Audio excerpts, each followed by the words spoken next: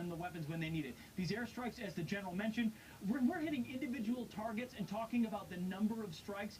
Clearly, it's not strategically significant, and it hasn't changed the game at all. This is a faux air campaign. And then when you talk about our alliance, the most powerful imagery of today's siege is the tanks, the Turkish tanks on the border, just watching this happen. It really reminds Turkey, which is a NATO member.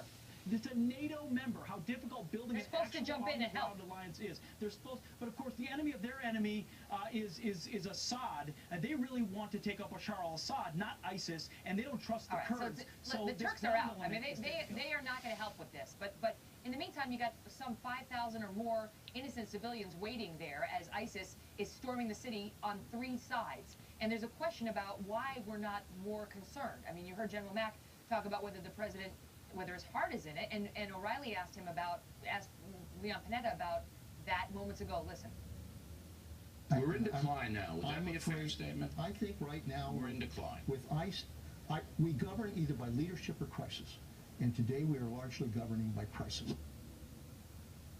Thoughts on that, Pete? Megan, we've overpromised and underdelivered. We set out a mission of destroy, and instead we're barely degrading and not doing anything strategically significant. So our allies thought the white horse was coming in and the Americans to roll back this ISIS threat. Instead, we've allow ourselves to be governed by rules of engagement, a fear of any civilian casualties whatsoever. So these airstrikes are hitting individual vehicles, which doesn't have a strategic impact. And I know General McInerny, with his background, understands how insignificant these strikes are if you want to roll back and destroy ISIS. Isn't that how we have to do it? General McInerny, isn't that how we have to do it? Should we go in there and be careless about civilians? Won't we get compared to the enemy if we do that? We're talking about the wrong issue. Driving from Mosul to Raqqa to Kobani, there aren't civilians there. There were too many opportunities, Megan, where there were no civilians. There are too many opportunities out there right now where there are no civilians. The point is, we don't have the numbers.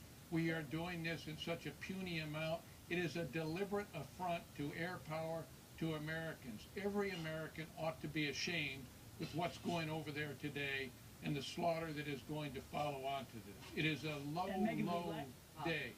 All right. We lack the intelligence to know what targets to hit because we don't have people on the ground.